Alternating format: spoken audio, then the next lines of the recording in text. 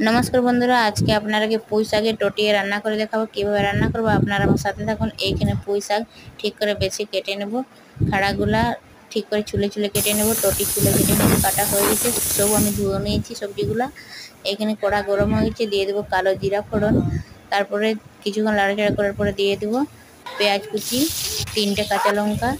লাড়াচাড়া করে দিয়ে দেবো টটি, পরিমাণ মতো লবণ দিয়ে লাড়াচাড়া করে ঢাকা দিয়ে দেবো। কিছুক্ষণ ঢাকা দিয়ে ভাজবো। তারপর দিয়ে দেবো খাড়াগুলো ঠিক করে লাড়াচাড়া করে ঢাকা দিয়ে ভেজে নেবো। ভাজা হয়ে যাবে, ভাজা হয়ে গেছে, দিয়ে দেবো পুঁই শাকগুলা। তারপরে দিয়ে দেবো পরিমাণ মতন লবণ, হলুদ দিয়ে লাড়াচাড়া করে আবার ঢাকা দিয়ে দেবো। ঢাকা দিয়ে ঠিক করে ভেজে নেবো। ভাজা হয়ে যাবে, তারপরে দিয়ে দেবো টমেটো কুচি।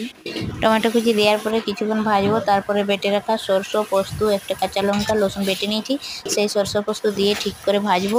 তারপরে পরিমাণ মতো জল দিয়ে 5 মিনিট ফোটাবো। তারপরে রান্নাটা হয়ে যাবে। ভিডিওটা ভালো লাগে তো লাইক করবেন।